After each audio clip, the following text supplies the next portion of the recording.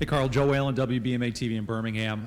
There's high expectations for the defense this year, particularly up front.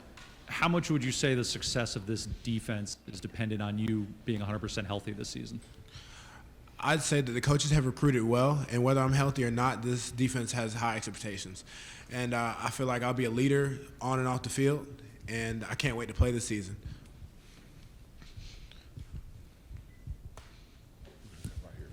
Carl, Tony Cornish Jr., WTVY TV in Dothan. Are you 100% right now? What indication or clearance can you give us on the hip problem? What exactly happened? It's still a mystery to us. The smile on my face says I'm healthy. I cracked my hip early in the season, and it's healed up. But, throughout the season, I wasn't 100%, but I'm healthy now. And, that's truly a blessing, so. Hey, Carl. Chris Womack, CBS 42 in Birmingham. How big of a difference does it make on the defensive line when you and Montravius are both out there? I think we make a big difference, but we have so many athletic guys on the defensive line, and I can't wait. I'm looking forward to the season so they can show their talents. Tom Menino, WVTM 13 in Birmingham. I don't know if you're aware of it. I assume you are with social media and everything that's been said. Some are maybe questioning if Gus Malzahn is the right guy to lead this program, especially with the pressure going into this year to win. A, are you aware of that talk? And B, what makes Gus Malzahn, in your mind, the right man to be leading this program?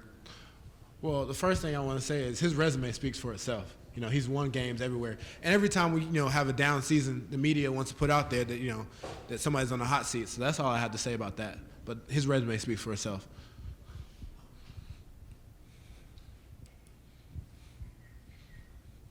Marissa. Carl, there's so much defensive coaching changeover now with Muschamp leaving and taking some of the coaches from Auburn with him. Just what's this defense going to look like without Muschamp, and how did y'all take that news and you found out he may be leaving? It's an easy transition, and you gotta change every year. Even in the NFL, those guys change coordinators a lot. So him taking the job at South Carolina was a great opportunity for him and his family. But then again, we had to adapt, and we got Coach Steele now, and I feel like it's been an easy transition. We're going to be a better defense than we were last season. Matt Roberts, WVLA Channel 33 in Baton Rouge. Carl, what is it? Does it help having a guy like Kevin Steele who's been in the conference that kind of knows what you guys are up against? Of course it helps, and I trust Coach Malzahn. When he hired him, he's going to hire the best guy for us. And so far, it's been great. Easy transition. We like him. We're gelling with him, as building that relationship as player and coach. So it's been a great transition.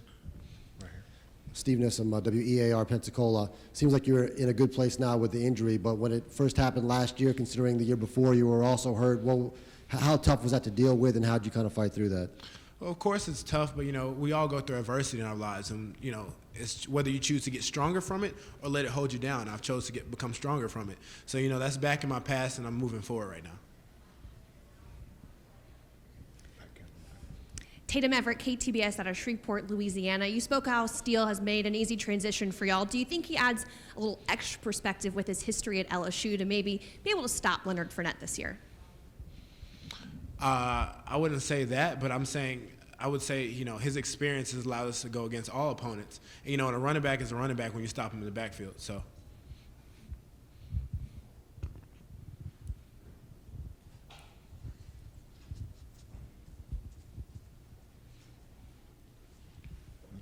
Hey, Carl, growing up, how much of an impact did your mom have on you, both in football and off the field? My mom has had a great impact on my life. She's, has a really strong work ethic.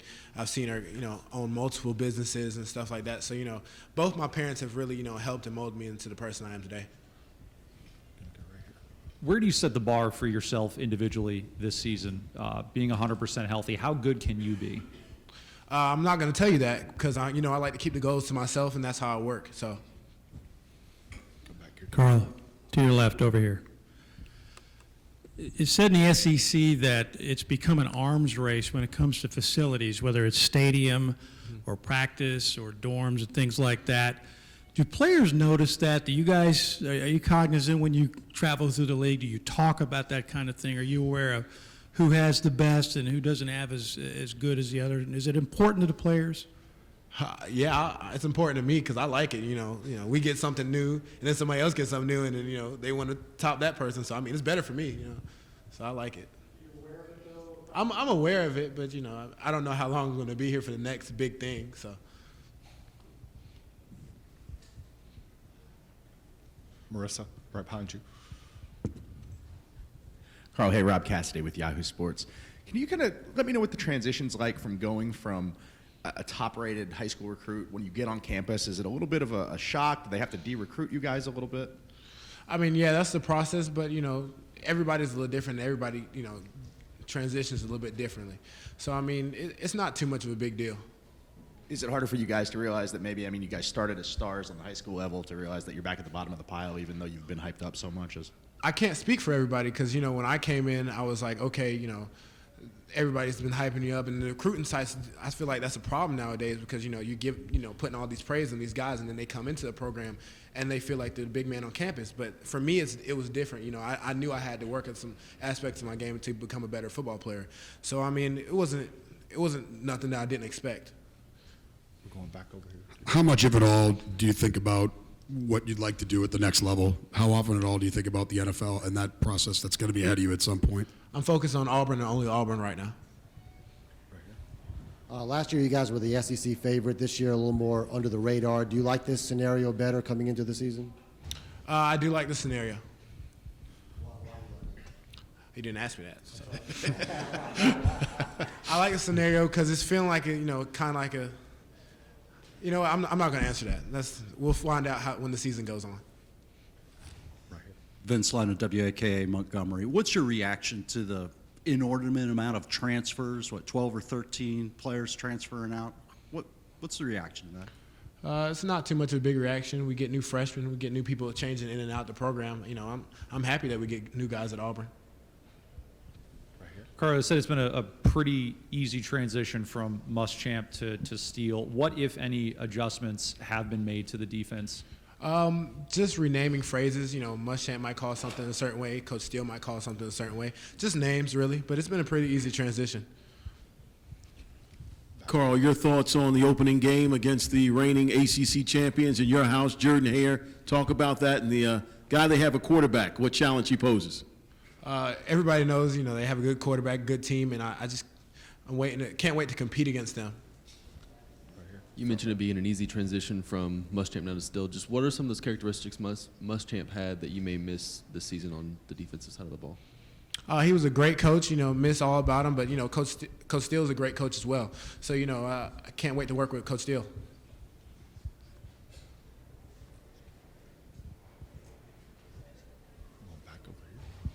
I guess I'll follow up on what I asked you earlier. You said Gus Malzahn's resume speaks for itself. What about his resume speaks for itself to you specifically? First year at Auburn, went to a national championship game.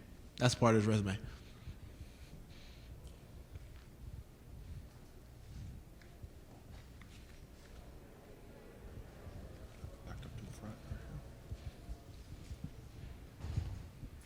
John Franklin in the quarterback mix this year. What's been your impression of him and what you've seen of him so far?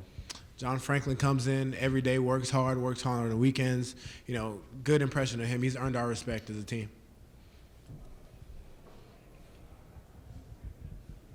Go right back, front row of the cameras.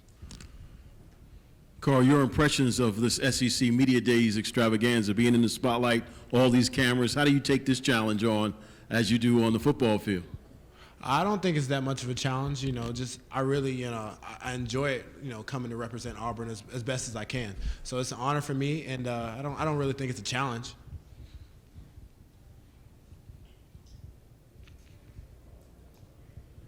Got time for more questions? Any more?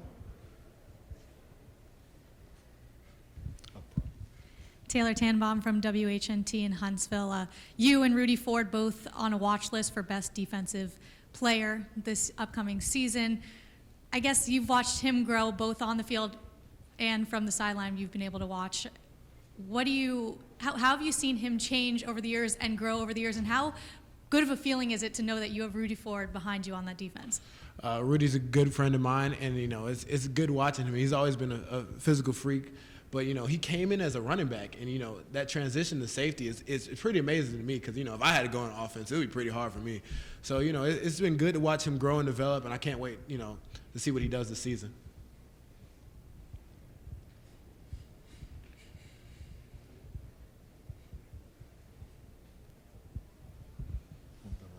front.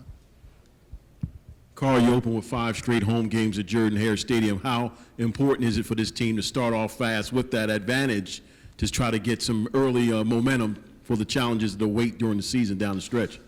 We take one game at a time, but the biggest challenge and the thing that we want to have is we want to keep the same mindset and how do I say this? Keep the same status throughout the season. So whatever happens, we want to live up to the rules that were set by this leadership staff, and continue to follow that no matter what happens. So we take one game at a time. So I'm not even focused on that. We just focus on Clemson and then so forth and so on. Right here. And Carl, with the way the SEC played against some of the spread teams from outside of the conference, do you feel like the defensive and offensive line depth in this conference really kind of sets it apart from some of those other conferences? I do. Carl, there's going to be a lot of attention paid to the quarterback race. As a defensive player, do you focus on that at all? Do you care about that at all? Of course you care about it because, a good quarterback is usually associated with a good team. But, I do trust our coaching staff to make the right decision when that time comes.